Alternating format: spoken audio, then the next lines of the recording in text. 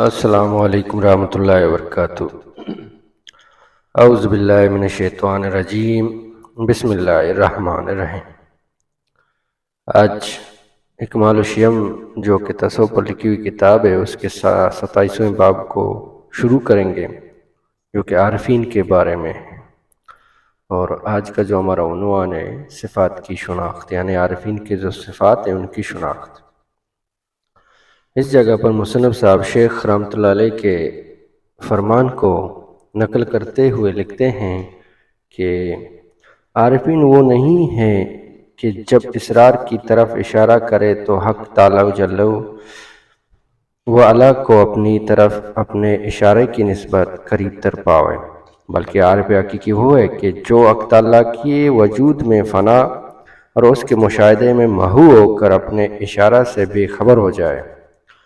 شیخ رحمۃ اللہ علیہ کے اس فرمان کو مزید تشریح کرتے ہوئے مصنف صاحب لکھتے ہیں، اس مقام کی شرح سے پہلے چند امور سمجھنا چاہیے۔ اول یہ کہ جس بندے کو فنا کا مرتبہ نصیب ہوتا ہے، اس کے نفس کی یہ حالت ہوتی ہے جیسے مردہ بدست زندہ، جیسے مردے میں کوئی حرکت و سکون اور کوئی صفت نہیں ہوتی، اور اگر دوسرا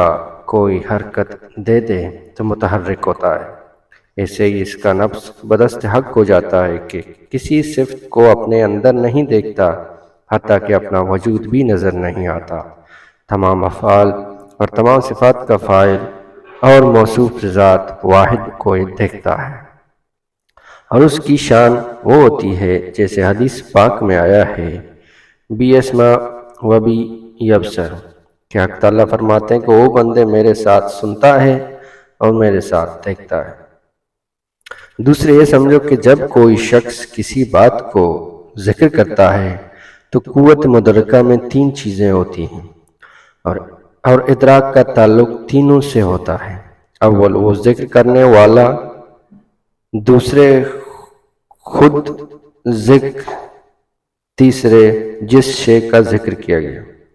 ان تینوں چیزوں کی طرف لحاظ ہوتا ہے۔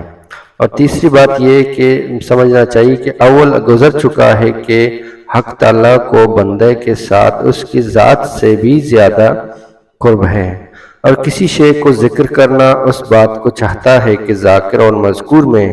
من وجلو مغایرت اور بعد نہ ہو، ورنہ ذکر ہی محال ہوگا۔ مثلا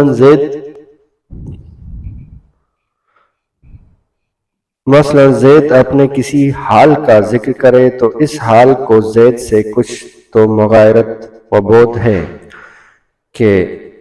اس کے ذکر کی نوبت آئی۔ پس اس اعتبار سے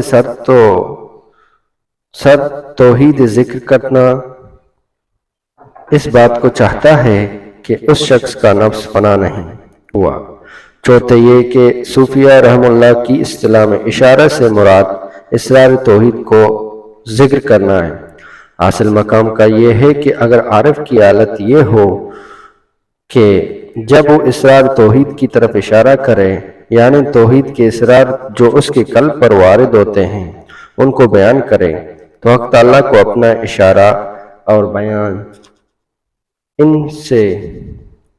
قریب تر پاوے۔ یعنی جیسے کسی چیز کا بیان اور ذکر کرنے والے کی قوت مدرکہ میں تین چیزیں ہوتی ہیں، اول ذکر کرنے والا،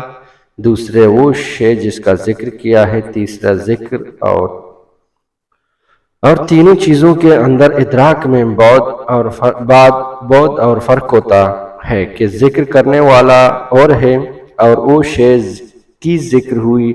دوسرے شے توحید کے اسرار بیان کرنے میں اس کی حالت یہ نہ ہو، اس لیے کہ یہاں ذکر کی ہوئی شے حق تعالیٰ کی ذات پاک ہے، اور اس کو بندے کے ساتھ اس کی ذات سے بھی زیادہ قرب ہے، اور یہ ذکر کرنا من وجل مغایرت اور بعد کے متقاضی ہے۔ اگر وہ چیزوں کے ذکر کی طرح اس کا ذکر بھی ہو تو معلوم ہوا کہ اس شخص کو فنا کا کوئی حصہ نصیب نہیں ہے، بلکہ حالت اس کی ہو کہ اک جل والا شانو کو اپنے اشارہ اور ذکر سے زیادہ قریب مشاہدہ کرے اور ذکر کرنے کو بعید دیکھے، تو یہ شخص ابھی فانی کامل اور عارف کامل نہیں، اس لیے کہ گو حق تعالیٰ کو اشارہ اور بیان سے زیادہ قریب دیکھتا ہے، لیکن پھر بھی اس کے ادراک میں مدرک اور مدرک کا فرق موجود ہے، مدرک اور مدرک کا فرق موجود ہے، اور ابھی تک دوئی کے اندر مبتلا ہے، بلکہ عارف حقیقی اور فانی مطلق جب ہوگا کہ حق تعالیٰ کی ہستی کے سامنے ایسا فنا اور اس کے مشاہدے میں ایسا محو ہو کہ اشارہ اور بیان تو کرے لیکن اس اشارے سے